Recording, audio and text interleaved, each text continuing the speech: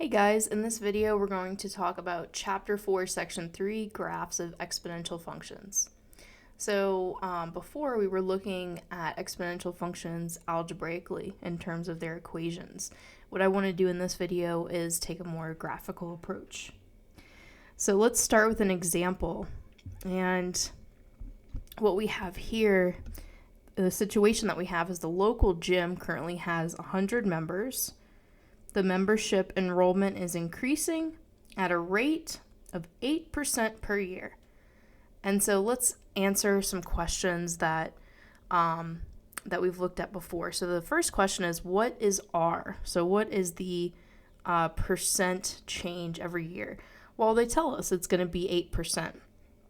So we can either write R as 8%, but typically we write it as a decimal. So 8% as a decimal, if we move, if we have 8% and we move the decimal to the left 2 units, 8% is just 0.08. That's how we convert percentages to decimals. All right, so that's our R. Now, when we have an exponential function, or, we're assuming that it's an exponential function, we have a growth rate, b, right? So we have an equation, y equals a times b to the t, where a is the initial value, b is the growth or decay rate, and t is just our variable, usually time.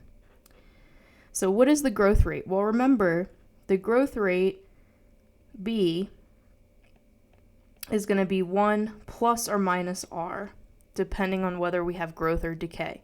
Now, since it's increasing, since we're growing every year, it's going to be exponential growth, and so we're going to use the 1 plus r version instead of 1 minus r.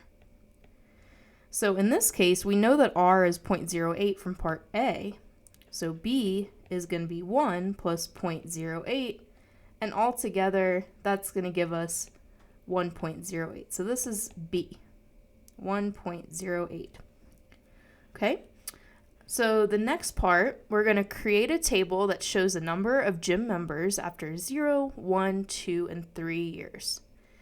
So first of all, I can write my function, right? So I have, let's say my input variable is t, and my output, y, is going to be a times b to the t. So what's a? Well, a is how much we started with, and it says here that we started with 100 members, so that's 100. So we have y equals 100 times, we just found b was 1.08 to the t. And again, I'm just using this model and plugging in the numbers that I'm given. All right. So we want to see what happens when we plug in 0, 1, 2, and 3 into our function. Well, if I plug in t equals 0, I get 100 times 1.08 to the 0. Anything to the 0 power is just 1, so 100 times 1 is going to be 100. So when t equals 0, our output is 100, which is expected because 100 is our initial value. All right, what about 1? When we plug in 1 for t, we get 100 times 1 point. Actually, maybe I'll make this a little bit neater. Let's do some lines here. Let's make this a little bit neater. So we have 1, 2, and 3.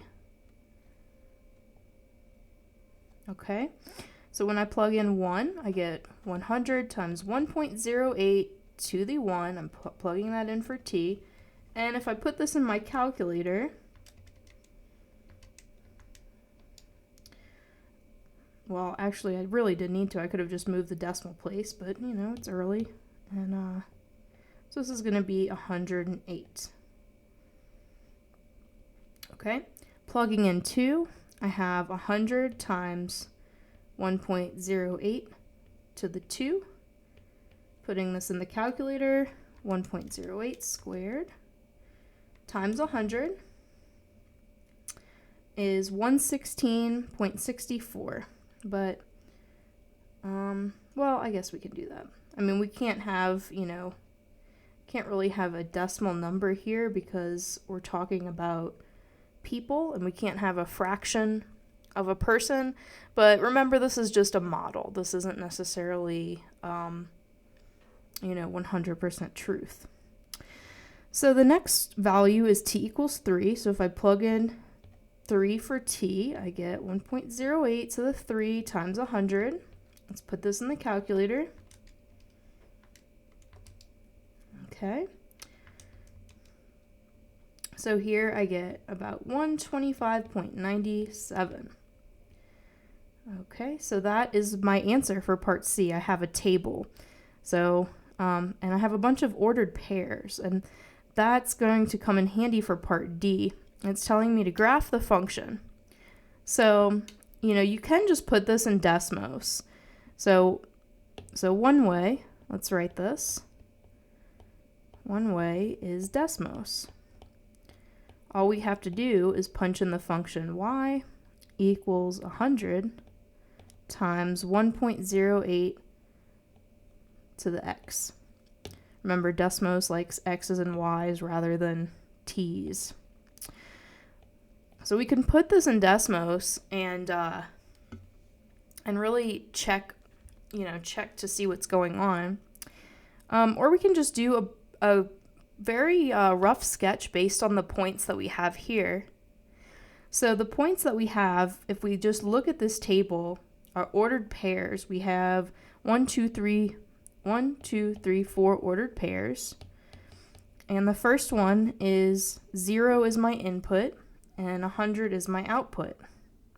So when 0 is the input, 100 is the output. And the second one is 1, 108.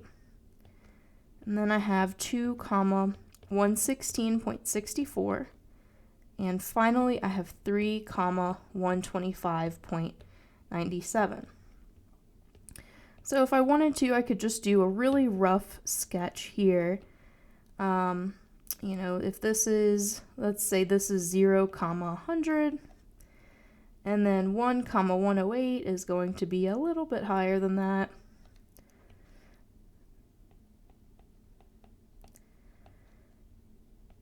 And it's going to go off the page, but it's okay. Actually, I'm going to erase this table. Let's just erase this for now, just so I can have some more room.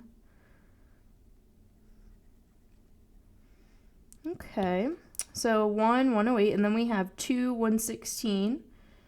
This is 2, 116.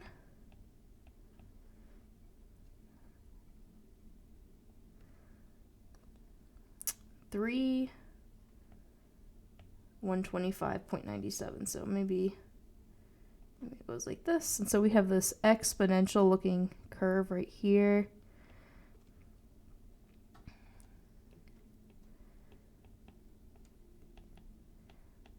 Okay, so that's my very rough sketch. Let's put this in Desmos to confirm what we have here. So this is y equals 100 times 1.08 to the x.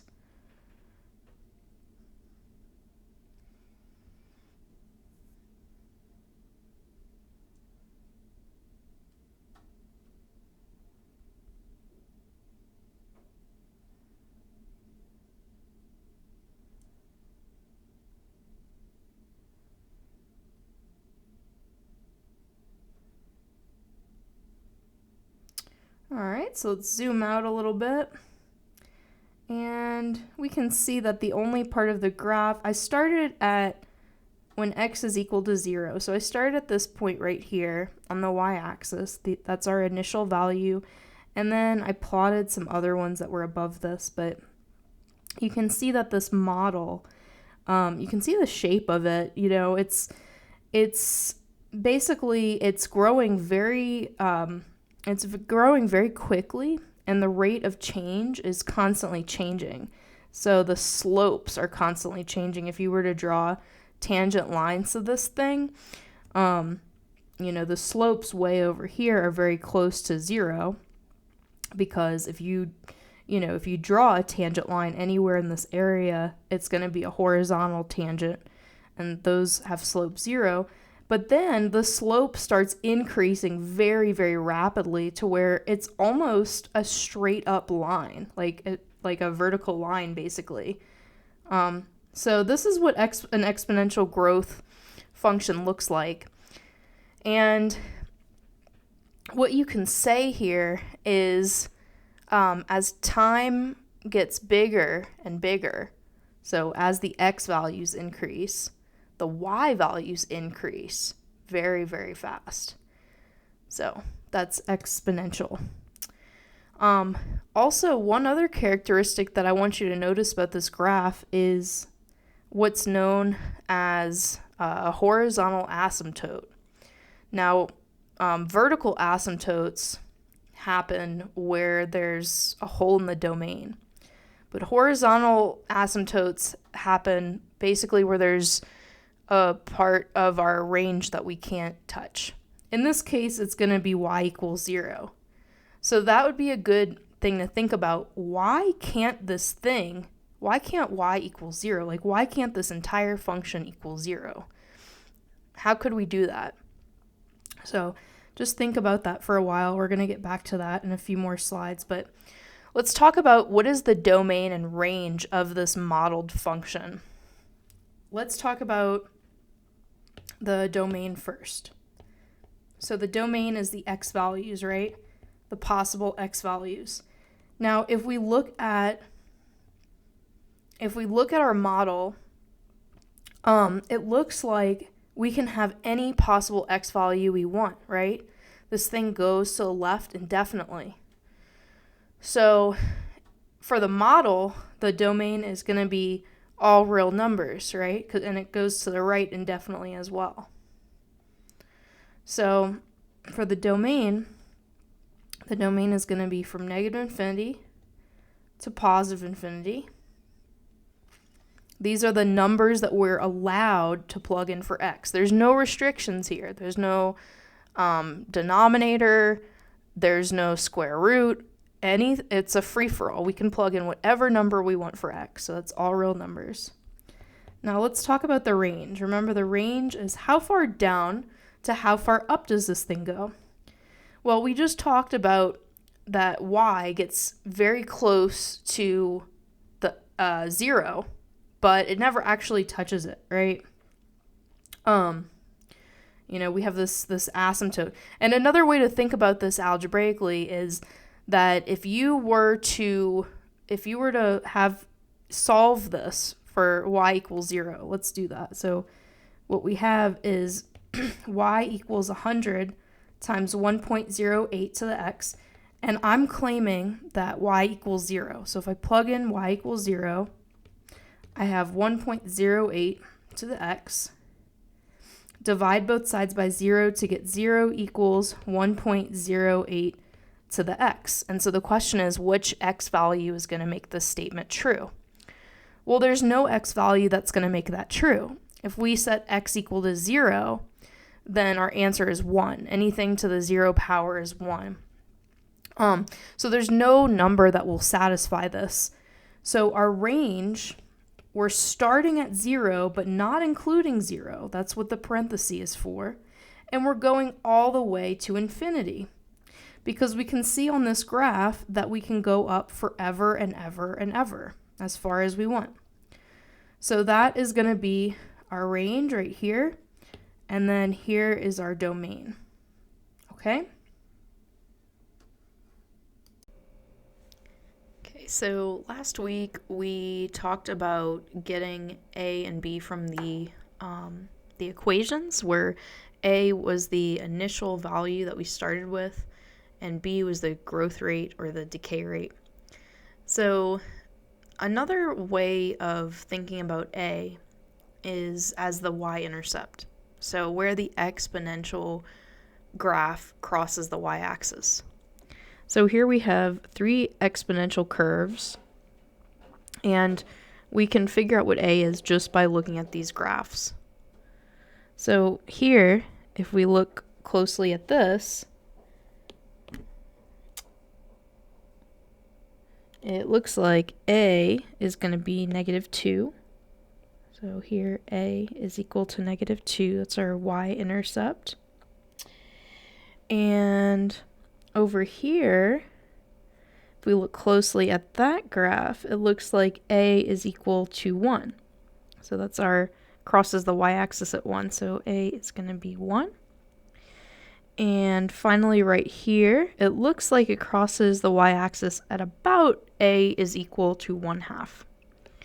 So that's the idea here, is we can look at these exponential curves and figure out what our initial value is based on where the curves cross the y-axis.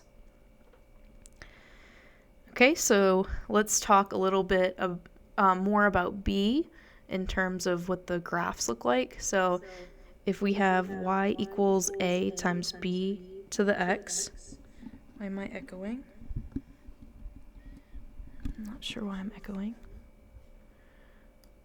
Let's see. Okay, I don't think I'm echoing anymore. All right, so in the equation y equals a times b to the x, b is going to be the growth or decay rate. And if b is between 0 and 1, we say that the function is decaying, right? And if b is greater than 1, then the function is growing. We have exponential growth. So here's what you should say in your head with decay. As time passes, y gets smaller and smaller. So here we have this first graph is an example of exponential decay because b is 1/2, which is smaller than 1. And we like to think of our x-axis as being time. So if we move along this curve, starting from the very leftmost point, as time passes, as t gets bigger and bigger and bigger, what is happening to the function? Well, y is getting smaller and smaller and smaller, as we can see. So as time gets bigger, the function gets smaller. That's exponential decay. All right, and here's another example of exponential decay. We have the function 1 over 100 to the x. Now 1 over 100 is our b, and it's going to be between 0 and 1, so it's also exponential decay. So again, if we trace this thing starting from the leftmost t value that our graph gives us, as time gets bigger and bigger and bigger, what's happening to y? It's getting smaller and smaller. The height is getting smaller and smaller. All right, so that is our idea for exponential decay. Now, if we compare these b values, what's the difference? What's the difference here with the b values? Well, here b is larger, right? It's larger than 1 over 100. 1/2 is a bigger number than 1 over 100. And so what we can say here is the smaller the b value, the quicker the function shrinks. So let's look at the graph again. The smaller the b value, the quicker the function shrinks. And we can see that with slopes, right? So if I look at this 1/2 x and I just draw some tangent lines to this guy. So yeah, we can see that the slope is starting out very negative, and it's flattening off as we approach the t-axis, right? So looking at those tangent lines, we can see that the slope is kind of increasing at a steady rate. But here, if we look at 1 over 100 and we start drawing our tangent lines, well, we can see that we're going to 0 much faster, right?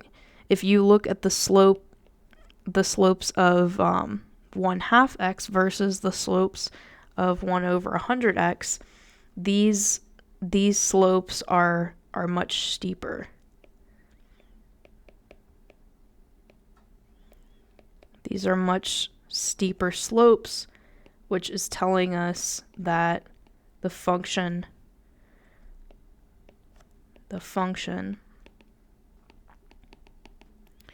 is shrinking faster. So that's what those steep slopes, whereas, these are gradually getting closer to 0. Okay, so that's the comparison there. All right. So here we have 3 examples of exponential decay. All of these b values are smaller than 1. And the question is, which of these shrink the fastest? Well, it's going to be the smallest b value shrinks the fastest.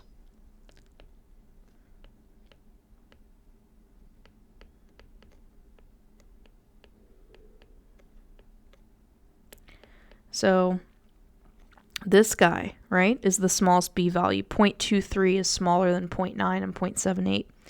So y equals 0.23, x shrinks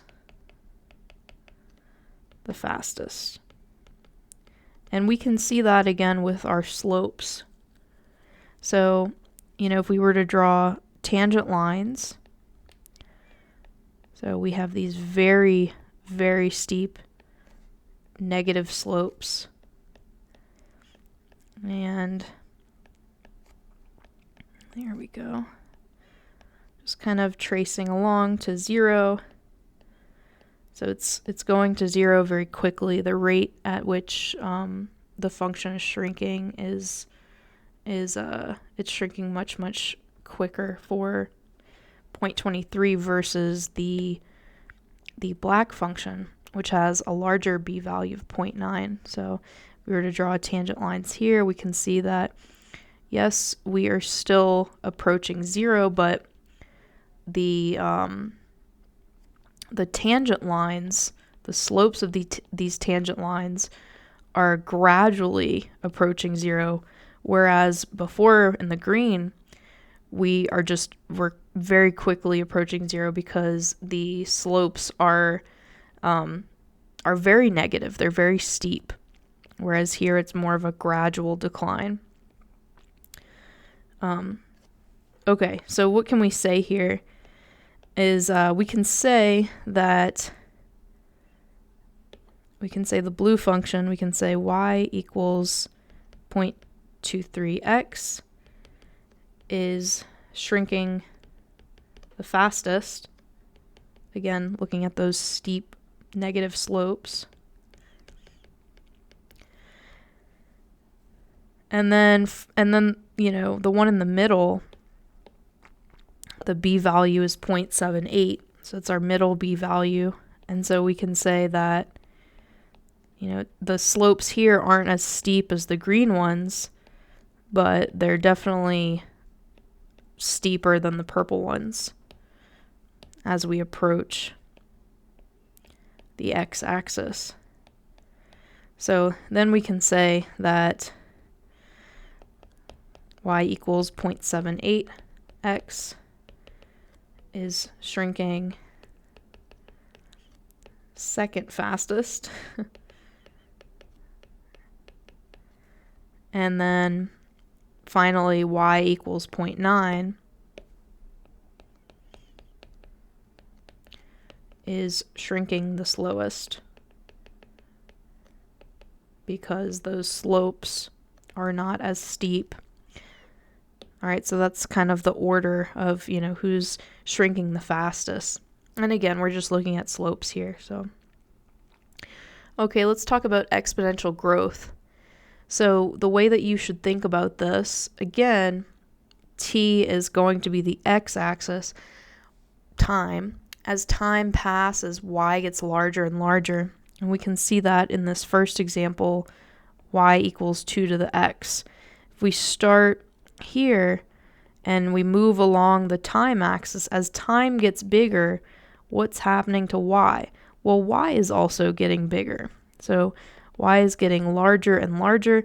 And same thing here, we have y equals 5 to the x, and as time gets bigger, y is also getting bigger. So both of these examples illustrate exponential growth. And now we're going to compare which one is growing faster.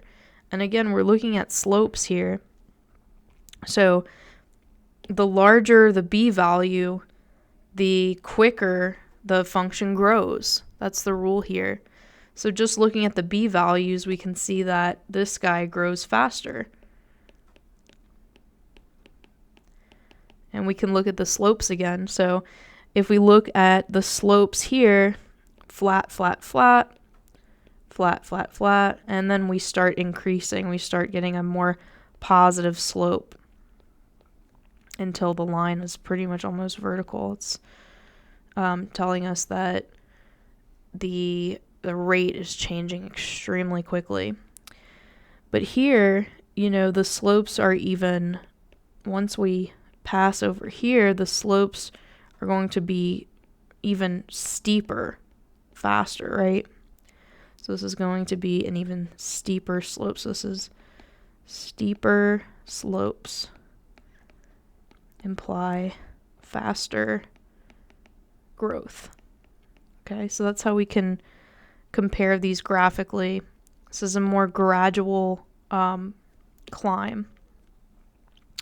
Okay, so let's take a look at these examples here. It says each of these examples we have exponential growth because b is bigger than 1.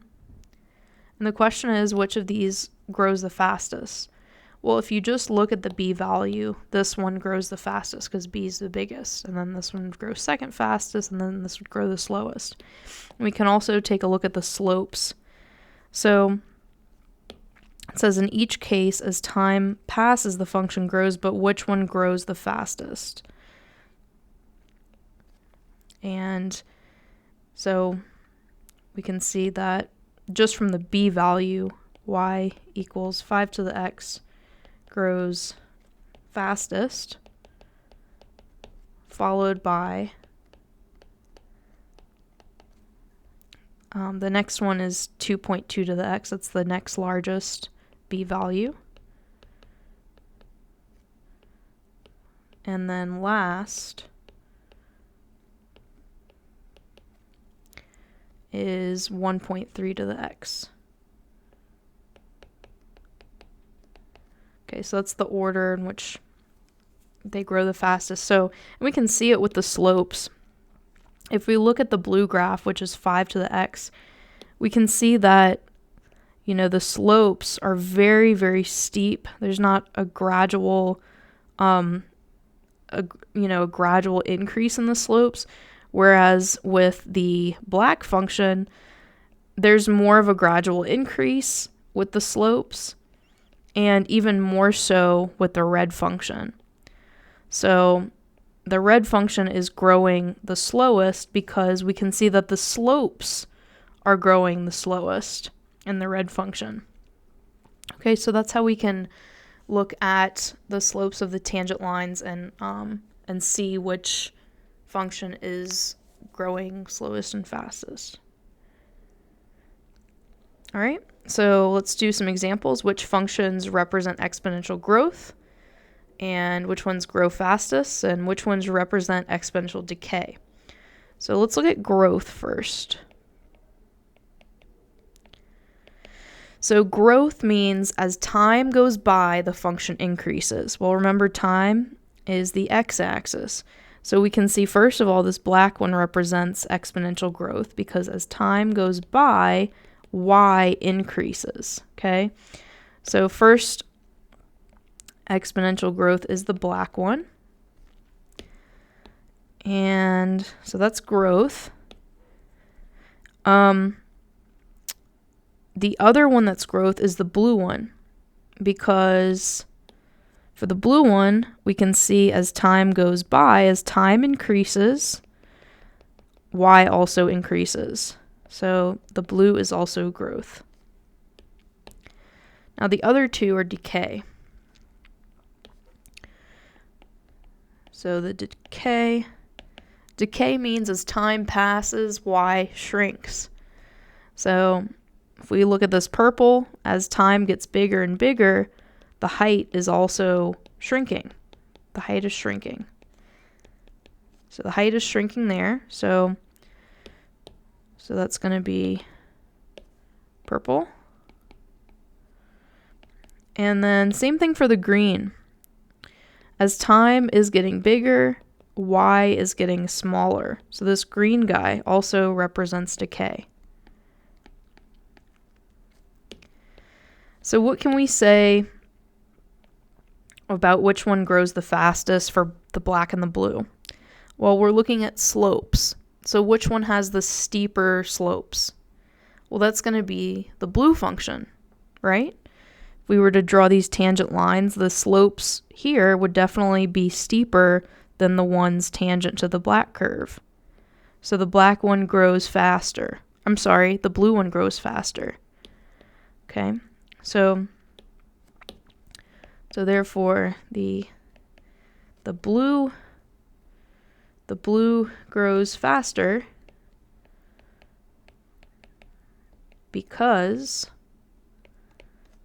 of the steeper slopes.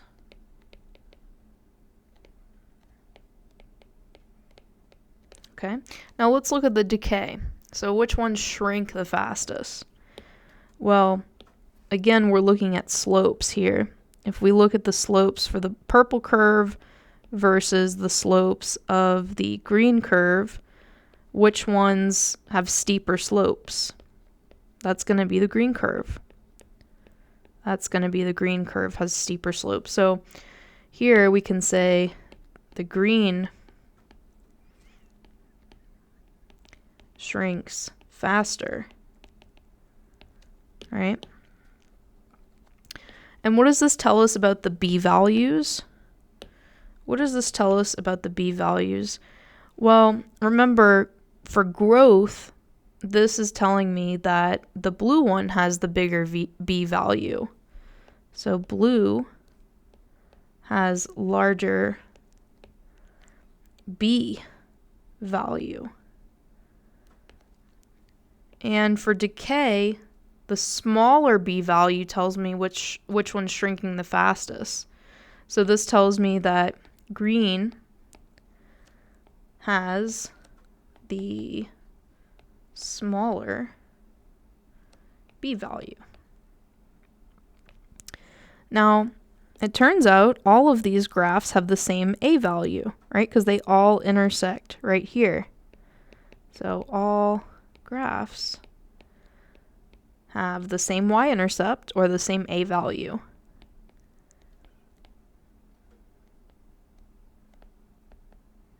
They all intersect in the same spot on the y-axis.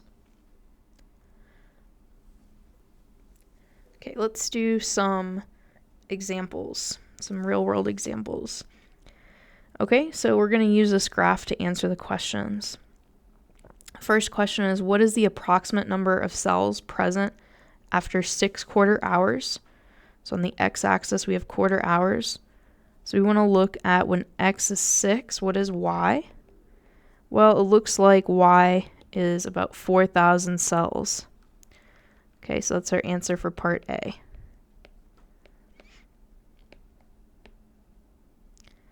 Okay, let's look at part B. The number of quarter hours until the number of cells present is 2,000. So that's what we're looking for. So how many quarter hours until the number of cells present is 2,000? So we go to our y-axis because that's where the number of cells are. And we look for 2,000 and then we see what the corresponding t value is. Well, the corresponding t value appears to be 5. So the answer here is 5 quarter hours. Okay. All right. So let's look at this part C. It says some data from another bacteria's strain's growth is collected. After 2 quarter hours, there are 500 bacteria present, and after 4 quarter hours, there are 1,000 bacteria present. And we want to know, does this particular strain grow faster or slower than the one graphed above? So assuming that this is exponential, we can figure this out. They tell us after 2 quarter hours there are 500 bacteria. So if quarter hours is the horizontal axis, we have the following ordered pair. We have 2, 500. So 2 quarter hours, 500 bacteria are present. And then they tell us after 4 quarter hours there are 1,000. So we have 4, 1,000. And we're assuming this is exponential growth, that bacteria grow exponentially. So we have our basic y equals a times b to the t, right? And we need to figure out what a and b are.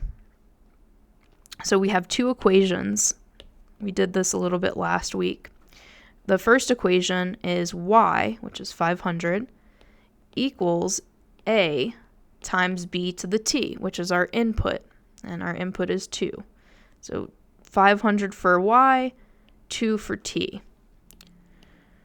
And then this guy is going to tell us that 1,000, our y value, equals a times b to the 4. So again, t is our input, y is our output. And so, based on what they give us, we can set up our 2 equations like this. Okay. So what we can do is we can isolate a in both cases. So the first case, we have 500 equals a times b squared. And if I divide both sides by b squared, I get a equals 500 over b squared. So this is one equation. And the second equation is 1,000 equals a times b to the 4th. Well, if I divide both sides by b to the 4th, I get a equals 1,000 over b to the 4th. Okay? And what I can do, since this equals a and this also equals a, is I can set these 2 things equal, right? They both equal a. So let's do that. So I have 500 over b squared equals 1,000 over b to the 4th. If I multiply both sides by b to the 4th, well, those clear. Using the exponent laws, b to the 4th over b squared is just b times b times b times b. That's b to the 4th over b squared is b times b. So we have 2 cancel on top and bottom to just leave me with b squared. Okay? So this is going to give us, on the left, I get 500b squared. And on the right, I'm just left with 1,000. Dividing both sides by 500, I get b squared equals 1,000 over 500, which of course is 2.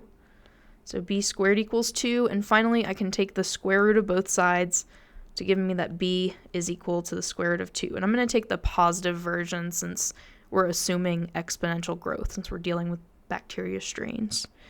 Cool. All right, b equals square root of 2. Now let's go ahead and figure out what a is based on that. Now a, I can use either of these equations, 500 over b squared, or I can use b to the 4th, 1,000 over b to the 4th. Let's use the easier one, in my opinion, which is 500 over b squared. Now if I plug in the square root of 2 in for b, I end up getting that a is equal to 500 over the square root of 2 squared, which is just 500. Square root of 2 squared is simply 2. So 500 over 2 is going to give me a equals 250. Okay? So my equation with this in mind is y equals 250, that's a, times b, which is square root of 2, to the t. So this is the new strain. And the old strain, let's see.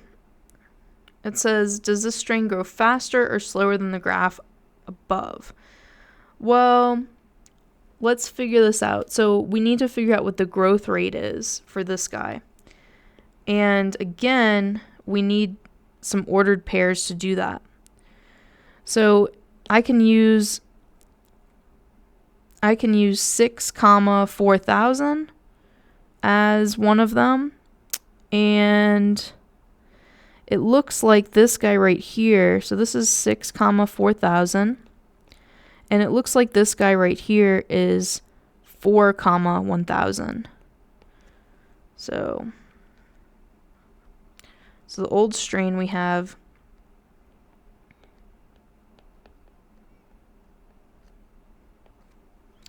6 comma 4,000 and 4 comma 1,000.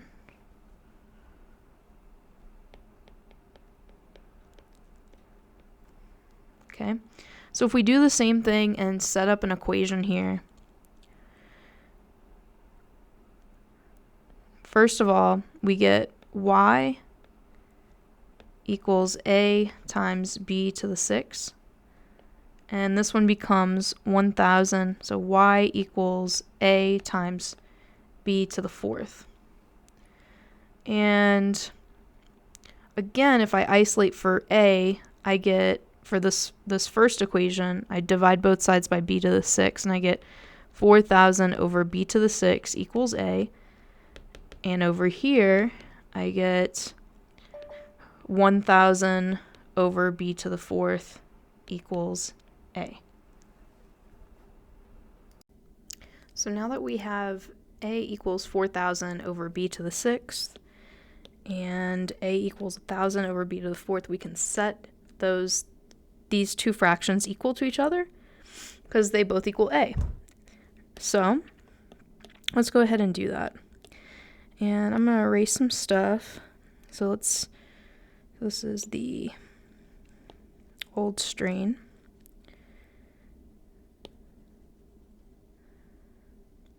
So if we set these guys equal to each other, we have 4,000 over b to the 6 equals 1,000 over b to the 4th. And what I can do to both sides is I can multiply both sides by b to the 6 to clear the denominator over here. And as we said before, b to the 6 divided by b to the 4th, if we do the expanding and canceling, we end up getting b squared again. So 4,000 equals 1,000 b squared. Divide both sides by 1,000 to give me 4 equals b squared. And finally, we'll take the square root to get b equals 2. And it's positive 2. So that is going to be our b for our old strain. And let's figure out what a is. So we have b, that's good.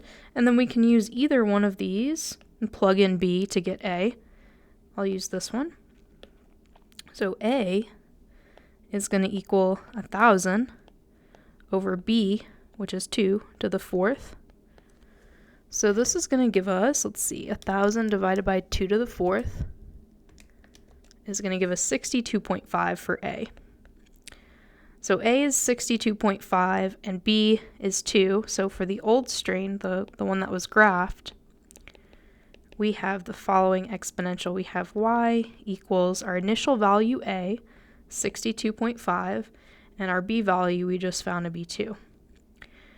And the question was, what was the question we were trying to ask? Or we were trying to answer, rather. I'm all over the place today, guys. Sorry if this video is a little more disorganized than usual, but I've had kind of a crazy week. Okay, so what were we asking? What we were ultimately trying to answer is, does this strain grow faster or slower than the one graph? So remember, the one graph we called our old strain, and we found an equation for it. We found this equation for our old strain. That was the graph. And then the new strain, we have this equation. So which of these grows faster? Well, that all depends on our growth rate. So to answer the question, which is bigger? Which is bigger? Square root of 2 or 2? Well, it's going to be 2. The old strain grows faster. So the old strain grows faster because 2 is greater than square root of 2. And that's the growth rate. That tells me how steep my slopes are, how fast this thing is growing. And what I encourage you to do is look at this on Desmos to compare the actual slopes. But we really just need to look at the numbers. The square root of 2, if you put that in the calculator, is 1.4. So the square root of 2 is approximately 1.4, and so 2 is definitely larger than 1.4.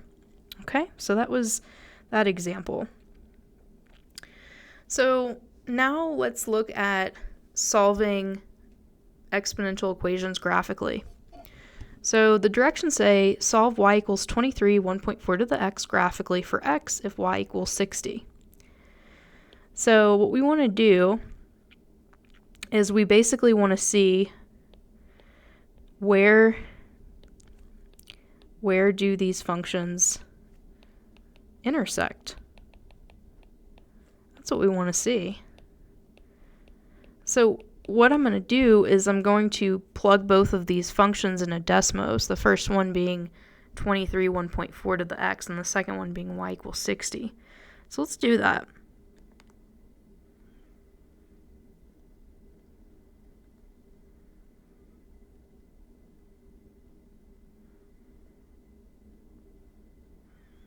Okay, I think that's good.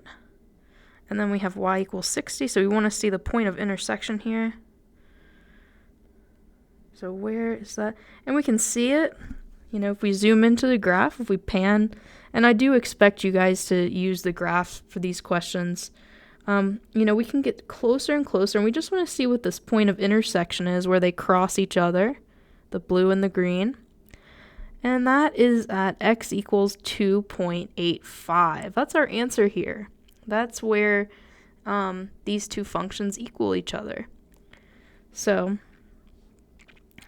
our answer is x equals 2.85. And we used graphs to do that.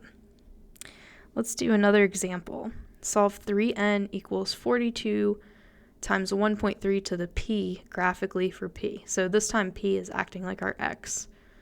And it says n is equal to 2. So here is what we start with. And if n equals 2, all I have to do is do what they tell me and plug in 2 for n. So instead of 3 times n, we're just doing 3 times 2 equals 42 times 1.3 to the p. Okay, and then we can simplify this if we want to. 3 times 2 is 6. So we have 6 equals 42 1.3 to the p. And so, what we're trying to figure out is where the intersection is. So the intersection between y equals 6, let's write it like this. Where do y equal 6 and y equal 42 times 1.3 to the p intersect? Where do they cross each other? Let's go ahead and look on Desmos.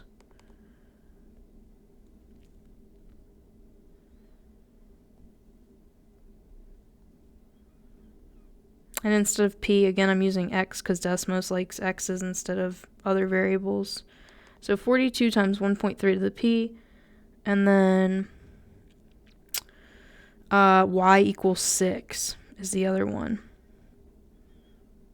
Maybe I should actually put both of these as y so you guys can see it better. So y equals 6.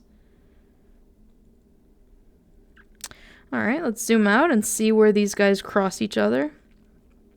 Zooming back in, we see the black line is y equals 6. The purple function is 42, 1.3 to the x. And if we keep zooming in, it appears that these guys cross at x is equal to negative 7.417. or P.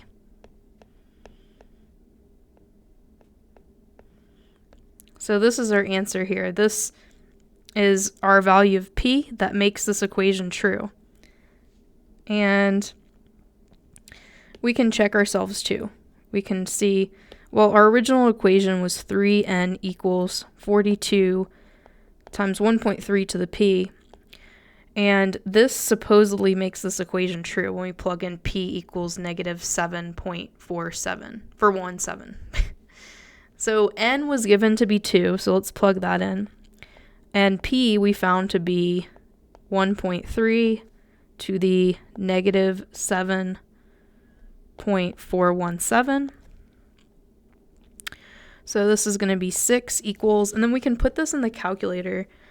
So we can do 1.3 raised to the negative 7.417. And then we can multiply that by 42. And yes, and we're getting 6 here. Okay?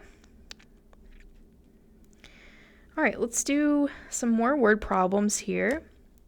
So let P equal f of t equals 1,000 times 1.17t be the population of a community at year t. And it says if the percentage growth rate remains constant, approximately when will the population reach 2,610 people? All right, so this is what we have. We have that the population is equal to 1,000 times 1.17 to the t. And we are interested in knowing what t is. So what is t?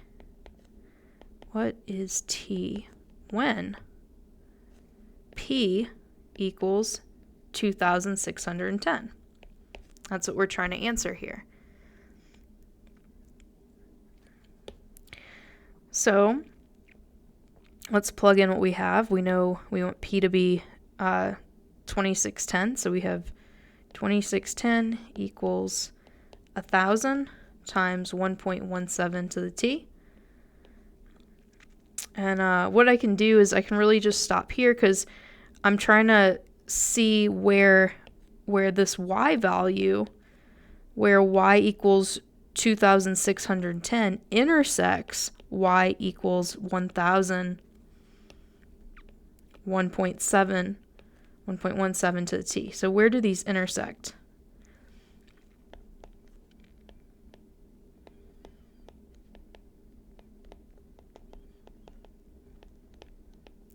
And we can put them on Desmo, so 2610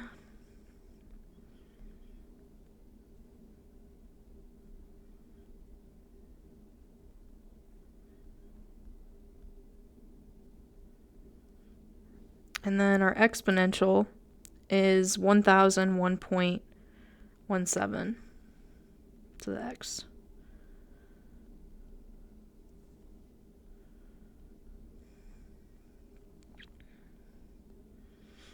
Okay, so where do these guys cross? Well, they're going to cross, let's see, way up here. Let's zoom in again.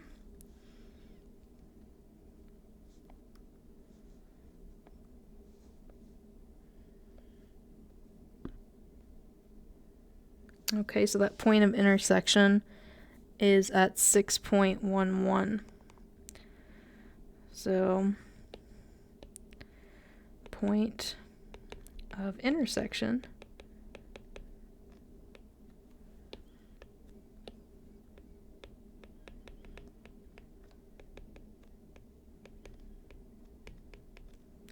So what does that mean? So that means that after 6 years, the population will reach 2610. So therefore, after approximately 6.11 years, the population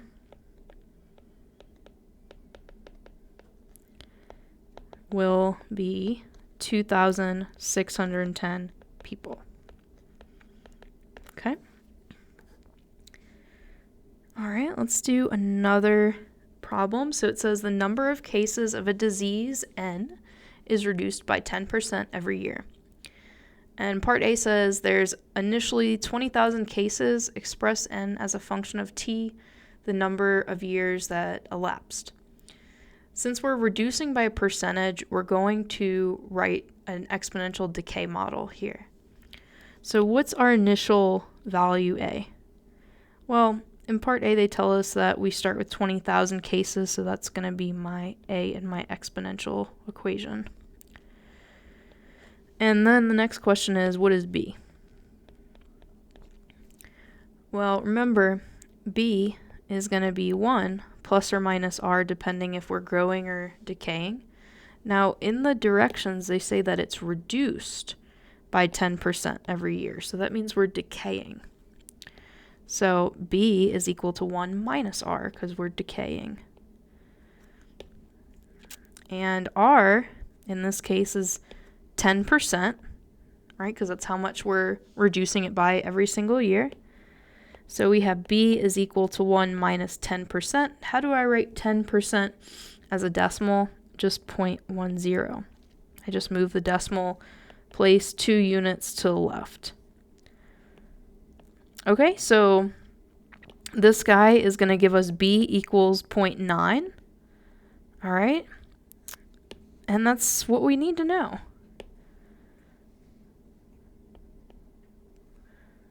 Now we can write our exponential function. Our exponential is of the form y equals a times b to the t, and a is 20,000, and b is 0.9. So this is our function, and actually they want it to be called n instead of y, so I'm going to just replace y with n. So this is our answer for part A. Let's look at part B. How many cases will there be 6 years from now? So in this case, t equals 6, and we want to know the number of cases, so we want to know what is n. Well, we have this function, n is 20,000 times 0.9 to the t, and since we're interested in 6 years from now, we want to plug in 6 for t. So if I do that, and I need to use my calculator to compute this, so let's see.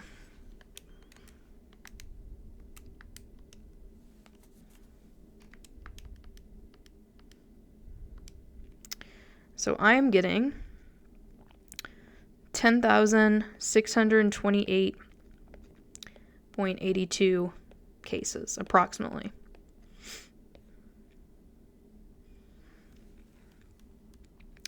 All right, and the last part of this question, how long does it take to reduce the number of cases to 1,000? Whenever they're asking how long or something similar to that, we're looking for time. So we're looking for t. How long? What is t? And then it tells us the number of cases is 1,000. So we're looking for t when n is 1,000, right? Well, this formula tells us n equals 20,000 times 0.9 to the t. And what I can do is I can just plug in my 1,000 for n into this function. So I get this guy. And I can use the graph to actually figure out what t is. Now later on we're going to talk about logarithms. And we're going to use logarithms to do this, but for now we're just going to use Desmos. So here I want to know when do the graphs y equal 1,000 and my exponential, which is y equals 20,000 0.9 to the t, intersect for what t value? So let's use Desmos.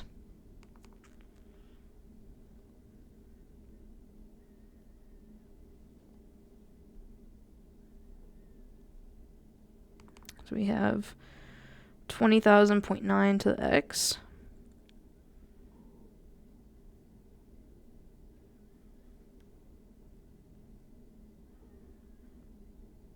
Okay, so let's see. If I zoom out of the sky.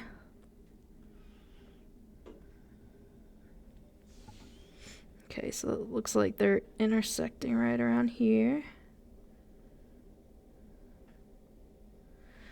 All right, so that's t equals 28.433.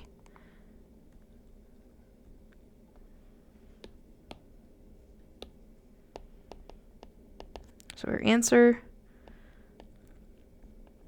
when t is approximately 28. So 28 years. Okay, so that's our answer here. About 28 years. That's how long it's going to take to reduce the number of cases to 1,000. All right, guys, that is the end of this video. Thank you so much for watching, and I'll see you guys next time.